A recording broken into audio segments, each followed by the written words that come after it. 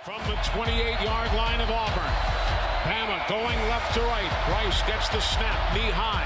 Looks, throws the fade route, near side end zone. Got it! Caught! Touchdown, Alabama! Caught by Ja'Cory Brooks in the end zone. And Chris Davis takes it in the back of the end zone. He'll run it out to the 10, 15, 20, 25, 30, 35, 40, 45, 50, 45. There goes Davis! Oh my God! Davis is going to run it all the way back! Auburn's going to win the football game! Auburn's going to win the football game! And Alabama has come from nowhere to defeat the Auburn Tigers in multiple overtimes. Welcome, Titan Tigers, episode 11. You know what that means, right? My birthday? 11? No, it's the 11th episode, which means we got renewed for another 20 episodes. So congratulations. That's because of you. It's because of you. Left-handed handshake. Yeah, That was impressive. I'm surprised. Yeah, I knew I was going to bring the heat, but we know you come in. It's been really, you've done a great job, Chance, and your picks have just skyrocketed towards the end of the season, but you didn't get the Super Bowl right. Let's talk about it. Super Bowl, Eagles beat the Chiefs. What a game it was. A dominant game it was. We'll start from the beginning. I just think it was a slow start to start the game. We know the huge pass interference call on A.J. Brown that cost a lot of people a lot of money. Everybody's like, oh, the refs are getting involved. Eagles, I saw Saquon say, calm down, because everybody was really upset about that call. Calm them down. They get a stop. They go and score the first touchdown with the tush push. Game kind of in the balance for a little bit, but then the big pick by Cooper DeJean to make it 17-0, and it was steamrolled after that. What did you think about the start of the game? Do you think the Chiefs came to play? What was the deal with the Chiefs? I don't think they were in it. I even sent you the video of the Varsity Blues where they went to the strip club the night before and they came out and played like crap against that team that was terrible. This wasn't a terrible team, but they came out and played like crap. Yeah. They had so many drops. They had so many just bad possessions. When the secret to beating your quarterback is only rushing four the entire game, and very rarely sending blitzes, but only sending them when you know Saquon's picking it up, so it still makes it 5-on-5 or 5-on-6. And you're getting pressure that way. Yeah, you're going to get interceptions, and you're going to get turnovers, and a lot more sacks apparently. But nobody else does that. They all send all these packages, and he picks it up because he's very smart and sees it. But when you're only sending four, it's 4 men against more, and they're beating you. Well, one of the things I said last week was the Eagles is one of the few teams that has the athletes to keep up with the Chiefs. Remember, the Chiefs don't have that Tyreek Hill. They have a DeAndre Hopkins who's been shipped to a bunch of teams. Hollywood Brown. Worthy's a good player. Which Worthy did prove to be a Tyreek Hill in this game. He's the only one who made them any good. So I'm going to give you two stats. Worthy, the fifth Triple Crown. Fifth most receiving yards in Super Bowl history. And they hold Saquon to 57 yards rushing. If I had told you that before the game, you would have said the Chiefs won, yeah. That's how crazy this game was. Again, a lot of that late stuff to Worthy was late in the game, but to me, it was the pass rush. It was saying, hey, we got Slay, we got Coop, we got Gardner Johnson. We're going to match up with your guys, and nobody's going to beat us, and we're going to rush for it. And they got to Mahomes. Mahomes, they went to that first possession. He got his head banged. People were saying he may have been playing with a concussion. That was the worst I've ever seen him play, though. And I think it was the Eagles' defense. It wasn't Mahomes. They outplayed them. Oh, yeah. I mean, it was just a much better ran game on the Eagles side all around. Offense, defense, and everything else. Coaching. They didn't have an answer for anything the Eagles was doing. I'm not trying to compare the Chosen Ones flag football thing to the Eagles, but the Eagles play a lot like we did they're always yelling at each other, getting mad at each other, but you saw A.J. Brown yelling at the coach. Next possession, he gets the touchdown. Do you like a team that's that open to just, they're always just in each other's faces and throats, but they all go produce and make, maybe it's accountability? Only if it's accountability and they actually produce. If it's just one person doing it to the entire team constantly and berating everybody because you're not on their level or something, I don't think that's productive to a team, which in some cases, that's like a Cam Newton was doing. Yeah. So He loved competition. He was giving his defensive players on practice squad thousands of dollars for picking them off. Yeah. But if you didn't do what he expected of you, he was brutal to him. Yeah. And he still is in the interviews and stuff. So I think there's a fine line. Yeah. And the Eagles have it down great. Saquon and Jalen are great leaders. Yeah. So. Well, and to me too, Mahomes, he was their leading rusher. That to me was a huge stat line. The fact that Hunt has 3 carries for 9 yards. Pacheco has 3 carries for 7 yards. I know they got down, but they weren't down super bad early enough where you couldn't run the football. No running game for the Chiefs. Kelsey doesn't really have a big game. I mean, like I said, it was worthy, and that was pretty much about it. But I just, like I said, I don't think that, like I said, they didn't let Barkley get going, but Hurts, you have to give it to him. He stays poised and then hits the big ball to Devontae to put the game on ice. That was a Alabama moment in itself, being an Alabama guy. Seeing Hurts to Devontae that really put the game on ice. If there was any thought of the Chiefs coming back, you had to think like what you saw from Jalen. Jalen has continued to overcome odds. MVP of the game. What do you think about Jalen's performance? I thought he was great. I've said ever since he was the smart one to get that all-female team and management and everything around him, like he's someone that is going to be able to be trusted on the field. Yeah. He's a good player. He had mistakes in college that were not even big mistakes. They were just, you made one mistake on a team like Alabama, you get replaced. Then he went to Oklahoma and proved he was still the man. Yeah. So I don't think he's ever should be doubted like he has been. No, I like Jalen not, but this was a super team. What do you say or not? They have Devontae and A.J. Brown. A super team built off of free agents. Yes.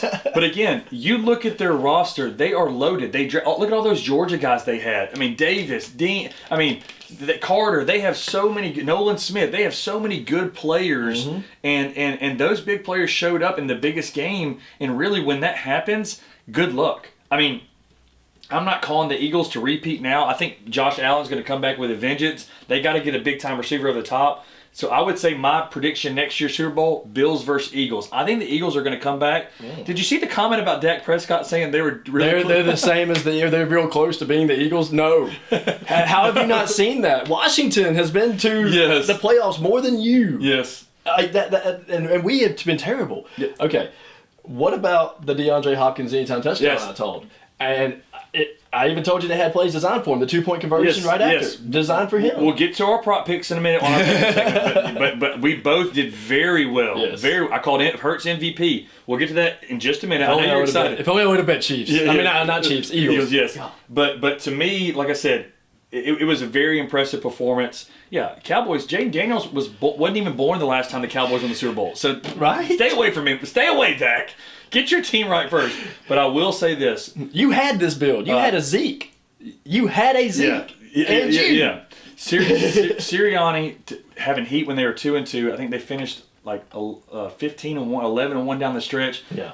Hats off the Eagles, Super Bowl champs. People were calling for his jobs in the first 2 weeks. And your Super Bowl champs. I think that team just needed to get right and find the balance, and they did. My bad. Did you see what kind of team coach he is and players coach he is? Oh, yeah. Wearing all of the players' high school jerseys and stuff to all the interviews, just a big slap in their faces. Yeah. That's awesome. Yeah. So again, I like him as a head coach. I really think that he lets the players play.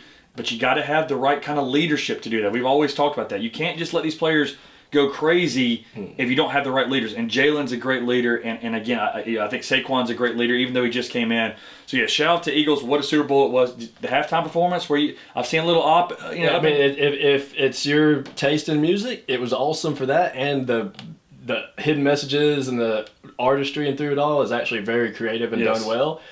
It's give or take. If you like it, you don't. But then there's also the side that when there's a country star that's playing, that's half of America doesn't care about that. Yeah. And then you've got others that flop that are some of my favorite musicians. Coldplay was a terrible one. Yeah. That just wasn't transcended.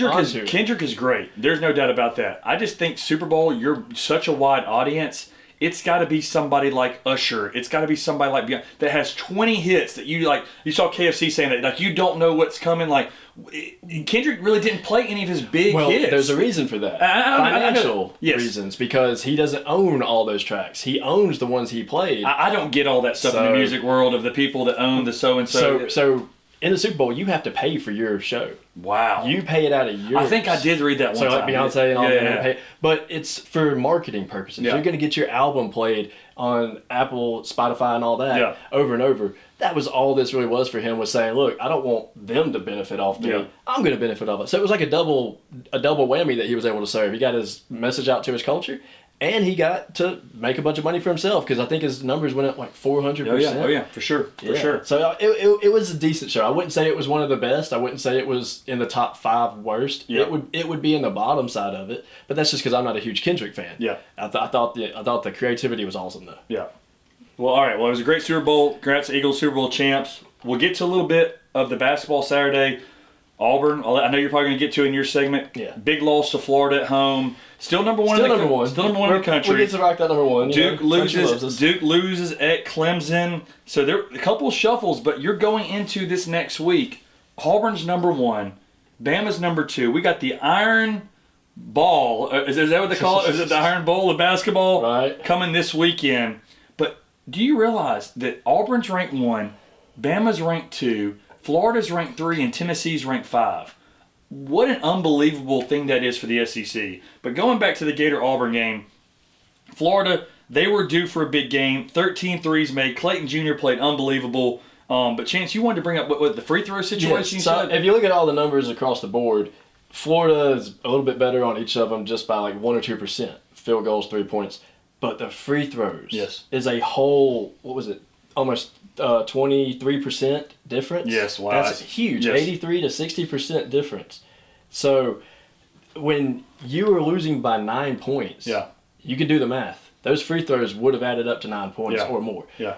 You could have made it a better game, gone into overtime, maybe proved you're the better team. But when you're a team that can't make threes, which I brought up before, you're going to lose very close games. Yeah. And that's not good. You would expect a team like Bruce Pearls to stand there and shoot 50 threes before 50 free throws before they leave practice every day just to get that down now. I don't know. We'll see how that goes. I just think Auburn matches bad with Florida because Florida has really good guards. I think better guards than Auburn. But Broom's the best player in the country. But Florida has big, tall, athletic guys that are bigger than Broom that I think give him trouble. I've had Florida teams in the past that have had a really good guy who's like 6'8", 6'9". When they ran into teams that had 7 foot, 6'10" guys that were really athletic, it gave that really good player some struggles. And I think that was Broom. There's not many people in the country that can match up with him. And you're right on the guards. I mean, look, it was 7 of 22 threes by us, 13 of 33 by y'all. Y'all shot more threes, y'all made more. But I'm sorry, you go down the guard list for Auburn. They're not as good as Clayton Jr. and those guys for Florida. Those are pro prospects. Not saying Auburn's guys aren't, but Broom is their pro prospect. And I think that Florida has at least a front line that can get in his face and make him make difficult shots. And you look at the game. Of the team play. He's 8 of 19. That's not a game that he usually has. Yeah. So, but yeah, Gators get a big win. Auburn still stays number 1. I still think they're the best team in the country, Chance. But because Florida went and lost by 20 to Tennessee, Auburn's not going to do that. They're not going to lose by 20 to anybody. But Florida played their best game, and Auburn did not, and that was the result. So, but you saw Duke also lost last weekend. There was a multitude of games that shook up. Bama gets a big win at Arkansas.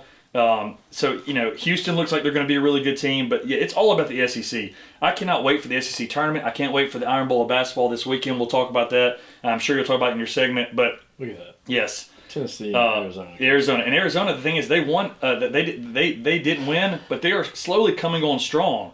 So, what was the final score? I thought they won that game, Chance. I guess not by 1.5. Was it by 1? Or was it last night, right? Yep. Let me see. Did they lose last night? I think so. They did lose. 3 points to Kansas State. Holy cow. So this is last night. So Auburn and Alabama both did win last night. Auburn beats, both had road trips. Auburn plays at Vanderbilt and wins, and then Alabama plays at Texas and wins. Look at Bama breaking the century mark on this. 100 again. Florida beats at Mississippi State. So 3 teams. So it gets us 1 versus 2. First time since 2008. I'm so excited. We'll talk about it in our pickup section, but I'm so excited. This is great. Great thing for Alabama. For the SEC. For the SEC, yes. It's going to be great just because basketball has not flourished like it needed to for us. 2008, Tennessee versus Memphis. Do you know who the coach was for Tennessee in 2008 when they were number 1 versus number 2 in that game? Last number 1, number 2 game? You're probably going to tell me Bruce Pearl. Bruce Pearl. The guy's a great coach, and that's why he was in my top 5. So, great weekend. Football's over. That stinks big time, but basketball looks like it's going to be amazing. We're going to still do the UFL and have fun. And we are, and we got the draft coming up. But we will miss college. We'll have a huge draft segment. That a lot of interesting names with Sanders and Ward and those guys coming up. So we'll definitely have a big draft segment and some stuff on the combine. But yes, Super Bowl's over. Congrats to the Eagles. Tide and Tigers.